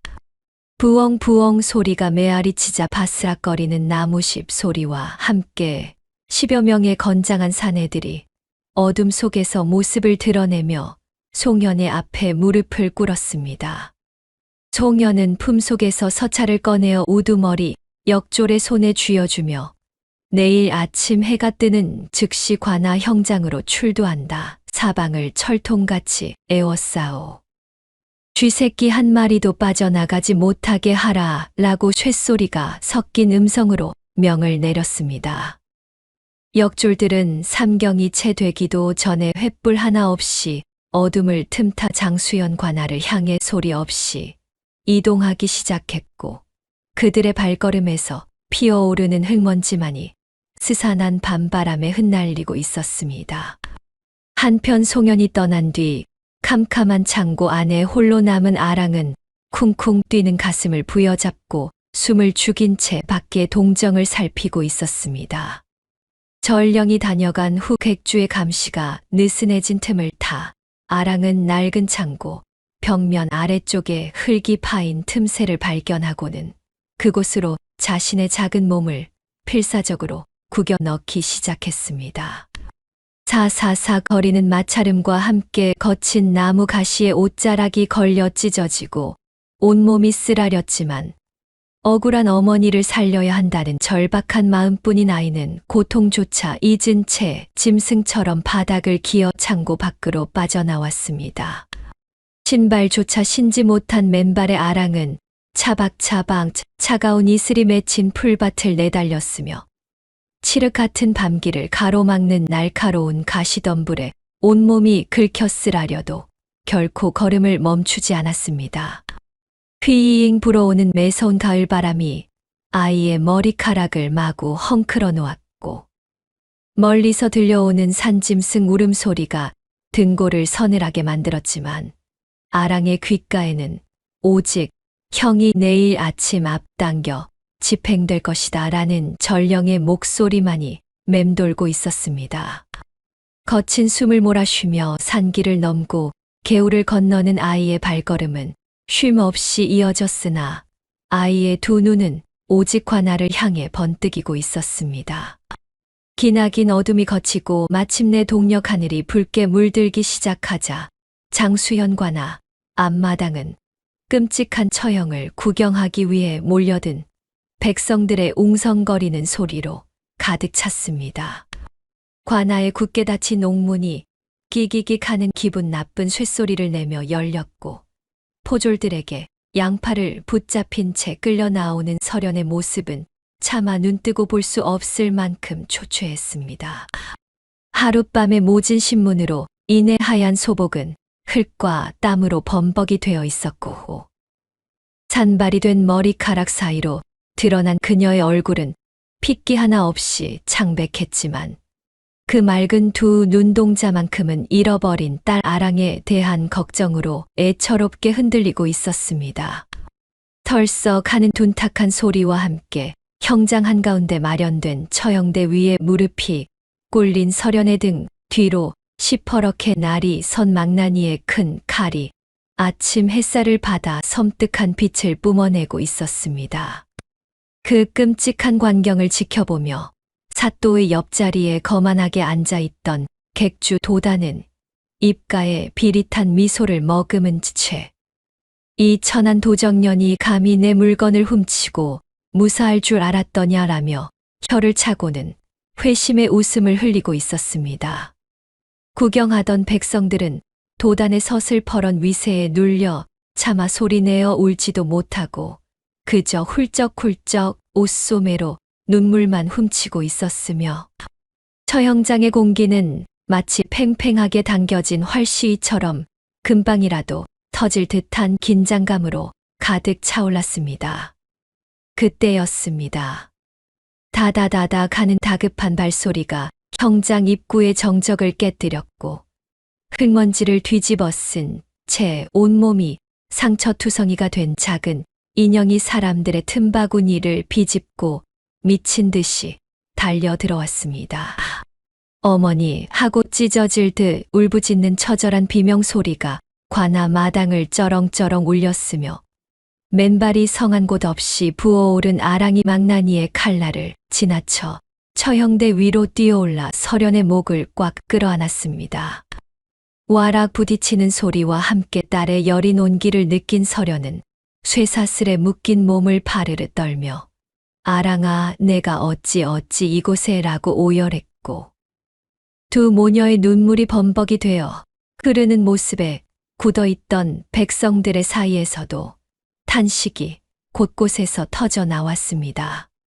도단은 눈살을 찌푸리며 저 쥐새끼 같은 년이 어찌 빠져나왔단 말이냐 여봐라 당장 저 어린 년을 떼어내지 못할까라고 악을 쓰며 길길이 날뛰었고 그 서슬에 놀란 사또는 헛기침을 하며 벌벌 떨리는 손으로 형패를 집어들고는 바닥을 향해 신경질적으로 내던졌습니다.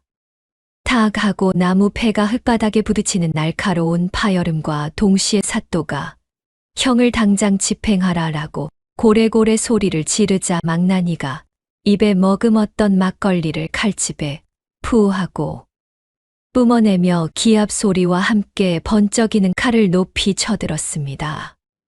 번쩍이는 칼날이 허공에서 서련을 향해 떨어지려는 절체절명의 그 순간 형장 입구 누각에 매달려 있던 거대한 북이 둥 하고 천지가 개벽할 듯한 굉음을 매며 터질 듯이 울려 퍼졌습니다.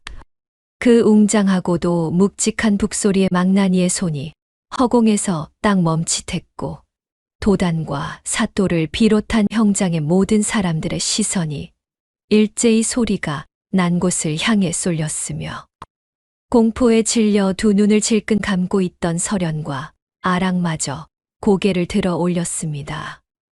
연이어 둥둥둥 하고 심장을 꿰뚫는 듯한 격렬한 북소리가 관아의 담장을 넘어 장수연 온 마을을 뒤흔들더니 고지어 낡은 갓을 깊이 눌러쓴 한 사내가 누각 위에서 뛰어내리며 품속에서 번쩍이는 무언가를 높이 치켜들었습니다.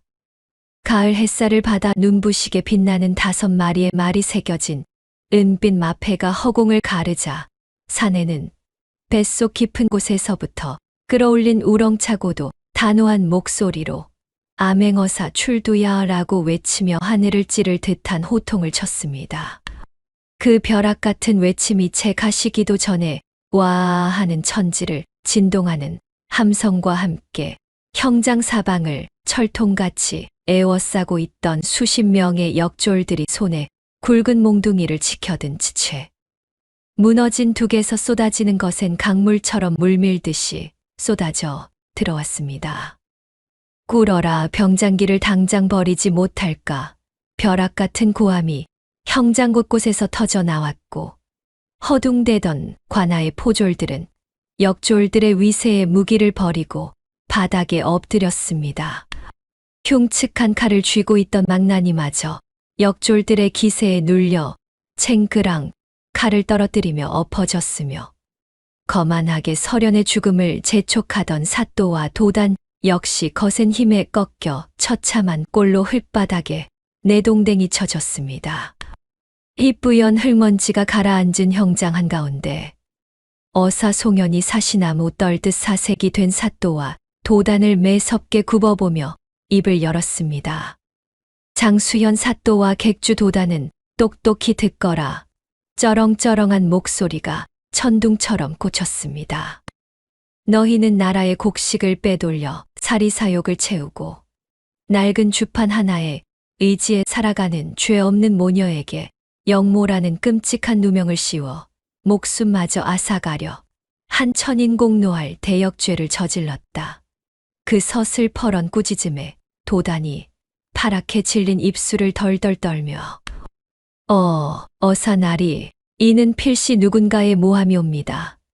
라고 변명하려 했으나 송현은 싸늘하게 코웃음을 치며 품속으로 손을 깊숙이 집어넣었습니다. 내 놈의 간악한 혀를 단숨에 뽑아버릴 명백한 증좌가 바로 여기 있다. 송현의 거친 손에서 꺼내진 것은 붉은 피가 검붉게 말라붙은 한 장의 낡은 명주천이었습니다.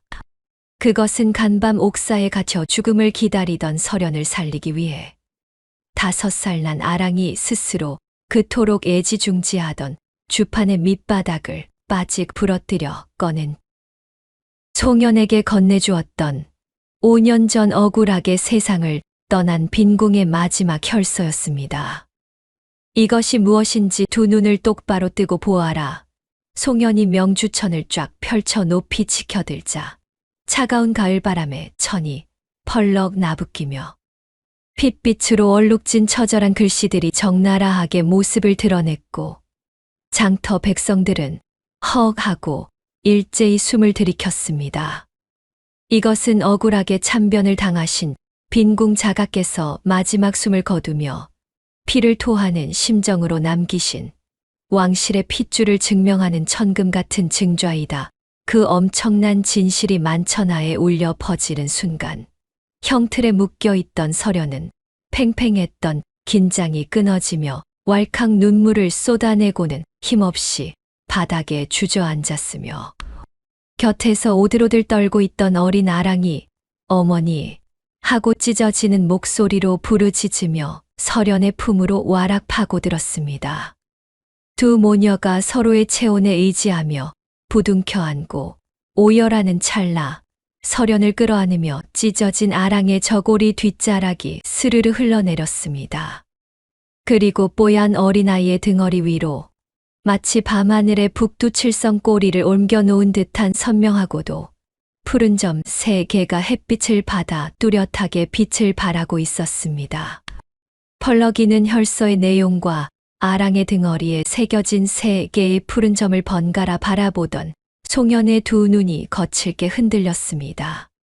글을 읽을 줄도 모를 것이라 생각했던 5살 핏덩이가 사실은 자신의 핏줄에 얽힌 거대한 비밀을 일찌감치 깨닫고 있었던 것입니다. 피 한 방울 섞이지 않은 자신을 친딸처럼 거두어준 천민 어머니 설현을 살리기 위해 스스로 주판 속의 증좌를 깨부수고 왕실의 후손임을 천하에 드러내는 뼈를 깎는 결단을 내렸던 아랑이었습니다. 자신의 목숨이 위태로워질 것을 알면서도 오직 어머니를 살리겠다는 그 작고도 거대한 마음이 송현의 가슴을 육중한 바위처럼 때렸습니다.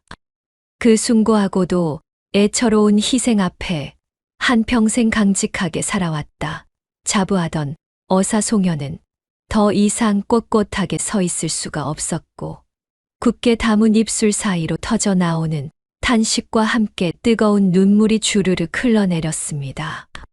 그는 초췌해진 설현과 그녀의 품에 안겨 서럽게 우는 아랑을 향해 아주 천천히 무거운 걸음을 옮겼으며 형장의 모래바람이 두 사람의 머리칼을 흩날리는 가운데 마패를 조심스레 갈무리하고는 두 모녀의 바로 앞까지 다가갔습니다. 툭! 단단한 무릎이 차가운 바닥에 닿는 소리와 함께 송현이 흙바닥에 깊이 엎드리자 미친 듯이 웅성거리던 수백 명의 백성들과 넋을 잃은 포졸들. 심지어 현실을 부정하며 쓰러져 있던 도단마저 숨을 멈추고 그 믿을 수 없는 광경을 경악 어린 시선으로 바라보았습니다. 조선 팔도에서 가장 귀한 왕실의 핏줄을 가진 아이가 세상에서 가장 천대받던 여인의 품에 안겨있는 그 경이로운 모습 앞에서 온 천지가 쥐 죽은 듯 고요하게 가라앉았습니다. 신, 어사 송현 옹주 자가를 뵙사옵니다. 그의 굵직하고도 비장한 목소리가 정적을 깨고 쩌렁쩌렁하게 울려 퍼지자 단상 위에서 거드름을 피우며 앉아있던 삿도는 안색이 백지장처럼 새하얗게 질리며 쿵 소리와 함께 바닥으로 굴러떨어져 사시나무처럼 온몸을 바들바들 떨기 시작했습니다. 그토록 악독하게 서련을 핍박하며 승리감에 도취해 있던 도단은 도저히 믿을 수 없는 현실에 두 눈을 희번덕거리더니 입가에 하얀 개거품을 물고는 픽 하는 소리와 함께 그 자리에 혼절하여 쓰러지고 말았습니다. 아이고 죽을 죄를 지었사옵니다. 제발 목숨만은 살려주시옵소서. 삿도는 형틀 앞으로 허겁지겁 기어나와 연신 바닥에 머리를 조아리며 처절하게 울부짖었고 수백 명의 장수현 백성들 역시 일제히 철퍼덕 무릎을 꿇고 엎드려 감히 숨소리조차 크게 내지 못하고 부들부들 떨었습니다. 송현은 날카로운 눈빛으로 쓰러진 도단을 노려보며 하늘이 내린 귀한 핏줄을 해하려 한 대역 죄인 도단의 전 재산을 당장 몰수하고 먼 북방의 척박한 변방으로 가차없이 유배를 보내라는 추상 같은 호령을 내렸습니다. 그의 호령이 떨어지자마자 관아의 포졸들이 우르르 달려들어 거품을 물고 쓰러진 도단을 짐짝처럼 질질 끌고 나갔으며 억울하게 죽음의 문턱까지 갔던 서련의 손발을 묶고 있던 굵은 포승줄은 툭툭 소리를 내며 마침내 끊어졌습니다. 초췌해진 서련은 멍한 눈으로 품에 안긴 아랑을 내려다보았고 그제야 모든 참혹한 악몽이 끝났다는 것을 깨달으며 엉엉 소리내어 목 놓아 통곡하기 시작했습니다. 그로부터 닷새의 시간이 흐른 뒤 장수현 어귀에서부터 징징 울리는 웅장한 쇳소리와 함께 수십 필의 말발굽 소리가 요란하게 땅을 울리며 다가왔습니다.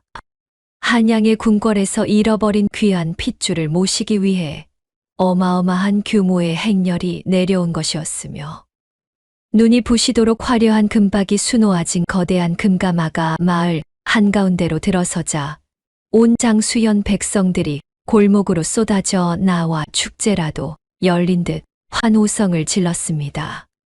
펄럭이는 오색 깃발이 바람에 파사삭 소리를 내며 휘날리고 사람들의 기쁨, 어린 웃음소리가 마을을 가득 채웠지만 관아 한 구석에 마련된 작은 방 안에 머물던 서련은 창밖의 소란스러움을 뒤로한 채 조용히 자신의 낡고 해진 보따리를 싸고 있었습니다.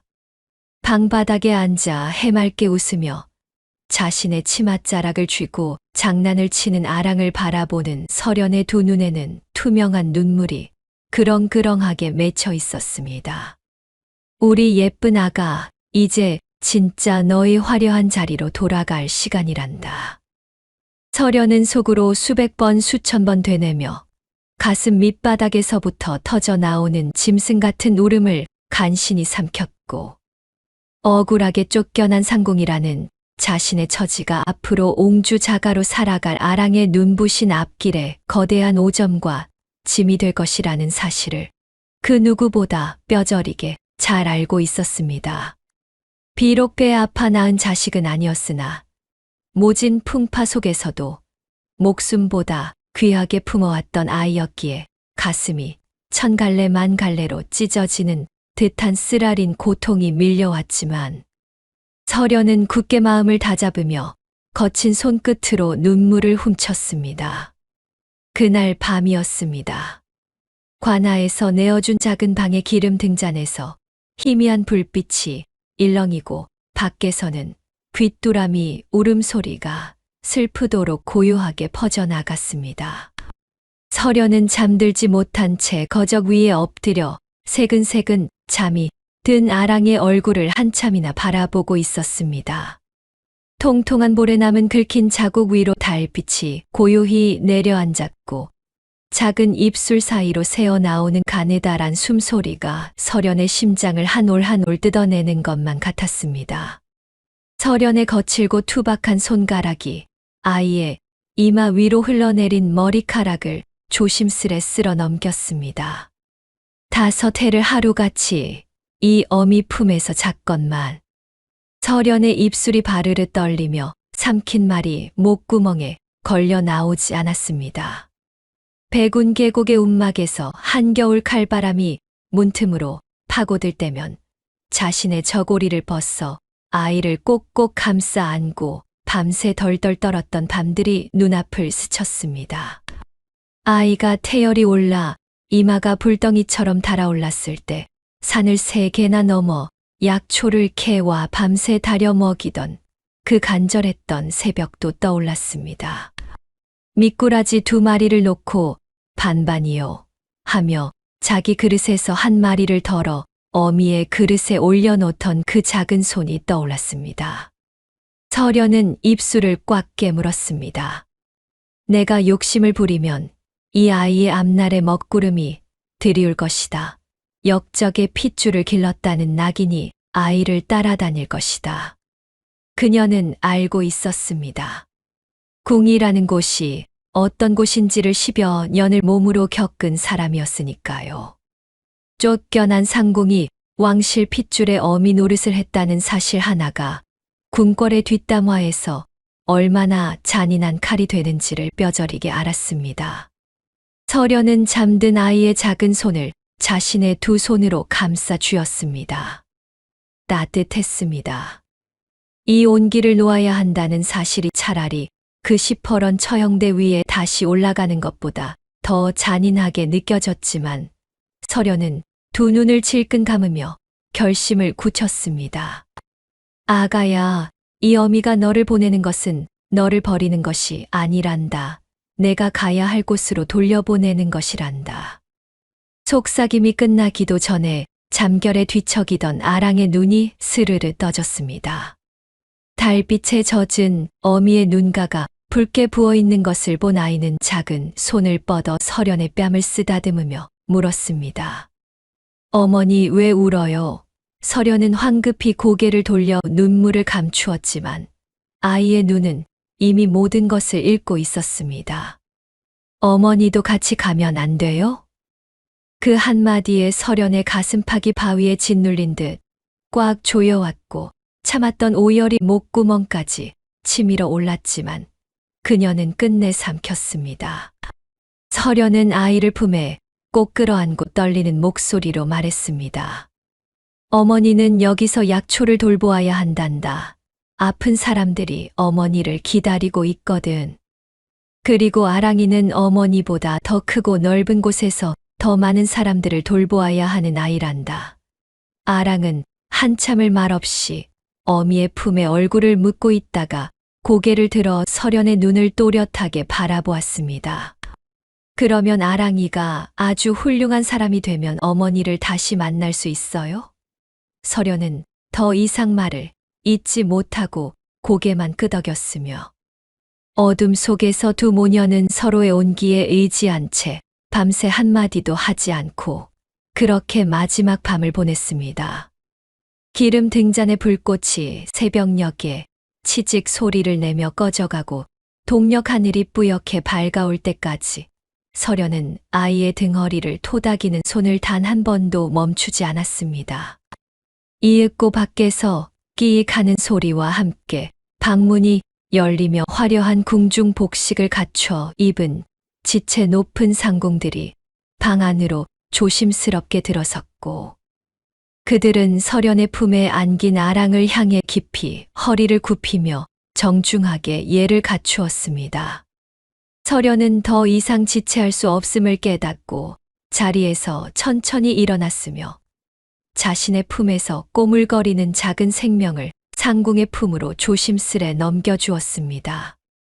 아이의 따뜻한 온기가 가슴에서 멀어지고 서늘한 공기가 그 자리를 채우는 그 찰나가 설연에게는 5년의 세월보다 더 길고 잔인하게 느껴졌습니다. 설연의 뺨 위로 굵은 눈물방울이 툭 떨어져 내렸고 밖에서 화려한 금박이 수놓아진 가마문이 활짝 열리는 모습을 바라보며 그녀는 조용히 낡은 치맛자락을 2 손으로 여미고는 그 자리에 엎드려 차가운 흙바닥에 이마를 대었습니다. 이마 옆으로 뜨거운 눈물이 툭 떨어져 메마른 먼지를 적셨으나 상궁의 품에 안긴 작은 아랑은 보통의 핏덩이들처럼 악을 쓰며 발버둥치거나 울음보를 터뜨리지 않았습니다. 오히려 화려한 복식에 감싸인 채 자그마한 손을 아래로 뻗어 바닥에 엎드린 설연의 거칠고 투박해진 뺨을 가만히 쓰다듬으며 애되지만 흔들림 없는 단단한 목소리로 속삭였습니다. 어머니가 가르쳐 주신 따뜻한 마음으로 조선의 백성을 품는 하늘이 되겠습니다. 그 결연하고도 깊은 한마디는 지난 5년간 모진 풍파와 살을 애이는 굶주림 속에서도 자신의 목숨을 내던져 아이를 지켜낸 설연의 뼈저린 희생에 대한 가장 완벽하고도 눈물겨운 보답이었지요. 삐걱쿵 하는 무거운 소리와 함께 육중하고 화려한 금박 가마의 문이 굳게 닫히고 수십 명의 호위 무사들이 집신을 끌며 멀어지는 자박자박 소리가 산등성이를 타고 넘어오는 서늘한 계곡의 바람 소리에 섞여 완전히 흩어질 때까지 설연은 차마 고개를 들지 못하고 소리 죽여 흐느꼈습니다. 하지만 그 처절한 슬픔은 결코 영원한 이별이 아니라 새로운 희망을 알리는 거대한 서막이었으며 그로부터 닷새 뒤 한양으로 무사히 돌아가 지혜롭고 총명한 왕족의 신분을 되찾은 아랑의 소식과 함께 조용하던 전라도 장수현 관아의 뜻밖의 어명이 떨어졌습니다. 둥둥 둥관아의 커다란 북소리가 묵직하게 3번 울려 퍼진 뒤 펄럭이는 붉은 교지를 높이 든 관상감이 우렁찬 목소리로 외쳤습니다. 조선의 고귀한 왕실 핏줄을 목숨 걸고 지켜낸 그 하해와 같은 은혜와 공로를 높이 사 천민 설연의 신분을 즉시 면천하고 장수현 제1의 왕실 약초원을 총괄하는 어인여로 임명하노라. 그 엄숙하고 지엄한 선포가 끝나고 징소리가 웅장하게 징그랑 울려 퍼지자 과거 설연을 벙어리라 비웃고 손가락질하며 무자비하게 멸시하던 장터 사람들은 모두 기절할 듯 놀라 바닥에 납작 엎드려 사시나무 떨듯 벌벌 떨었습니다. 그들은 자신들이 짓밟고 괴롭히던 비천한 여인이 하루아침에 국왕의 가장 큰 은인이 되었다는 사실에 경악을 금치 못하며 연신 땅에 머리를 찧었지요. 설연은 화려한 비단옷을 입고 한양으로 올라가 부귀영화를 누리는 뻔한 신분 상승의 기회를 정중히 사양했으며 대신 자신이 나고 자란 흙냄새 나는 고향 장수현에 남아 병든 백성들을 위해 묵묵히 약초를 돌보는 가장 빛나고 가치 있는 길을 택했습니다. 그렇게 10년이라는 긴 세월이 도도하게 흐르는 강물처럼 지나간 어느 가을밤이었습니다. 쏴! 백운 계곡에 굽이치는 골짜기를 타고 내려오는 서늘하고 맑은 밤바람이 마당의 무성한 갈대밭을 흔드는 소리가 고즈넉하게 울려 퍼졌지요. 넓은 약초원 마당 한가운데 자리 잡은 평상에 앉은 설연은 슥싹 경쾌한 소리를 내며 굽은 허리를 펴지도 않은 채 능숙한 손놀림으로 귀한 약초들을 다듬고 있었으며 수많은 백성의 병을 고쳐주었다는 깊은 자부심 덕분인지 그녀의 입가에는 어느새 평온하고 인자한 미소가 다정하게 자리 잡고 있었습니다. 이마에 맺힌 구슬땀을 훔치며 고개를 들어 맑은 밤하늘을 바라보자 유난히 반짝이는 3개의 별빛이 은은하게 내려와 그녀의 주름진 눈가와 미소 띤 얼굴을 포근하게 비추었습니다.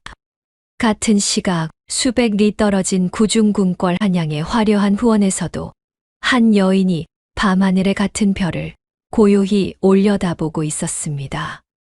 곱게 빗어 넘긴 흑당 같은 머리에 화려한 떨잠을 꽂고 기품 있는 자태를 뽐내는 옹주 아랑이었지요. 스르륵 바스락 최고급 비단 치맛자락이 밤바람에 스치는 소리 사이로 옹주의 하얀 손에 쥐어진 낡은 물건 하나가 차가운 달빛을 받아 유난히 반짝였습니다. 그것은 화려한 금은 보화나 진귀한 옷가락지가 아니라 10년 전 혹독한 굴주림 속에서도 서련히 셈을 가르쳐주며 험난한 세상을 살아갈 지혜를 심어주었던 바로 그 낡고 투박한 대나무 주판이었습니다. 세월의 짙은 흔적이 묻어 닳고 달아 반질반질해진 대나무 주판알을 달그락 소리내어 매만지는 아랑의 맑은 눈빛에는 서련히 온몸으로 가르쳐준 백성을 향한 따뜻한 어지름이 깊게 스며 있었지요. 아랑은 매일 밤 그 주판을 튕기며 왕실의 재정을 꼼꼼히 살피고 굶주린 백성들을 구휼하는 데 앞장서는 조선 최고의 지혜롭고 자애로운 옹주로 칭송받고 있었습니다. 비록 두 사람의 몸은 수백 리 험한 산천을 사이에 두고 아득히 멀리 떨어져 있었으나 피보다 진한 희생과 정으로 맺어진 서련과 아랑은 각자의 자리에서 조선의 어두운 밤하늘을 밝히는 가장 아름답고 따뜻한 별이 되어 영원토록 서로의 굳건한 앞길을 찬란하게 비추어주고 있었습니다. 오늘의 이야기가 마음에 와닿으셨다면 주변 분들에게 공유해주세요. 따뜻한 댓글 한마디도 부탁드립니다.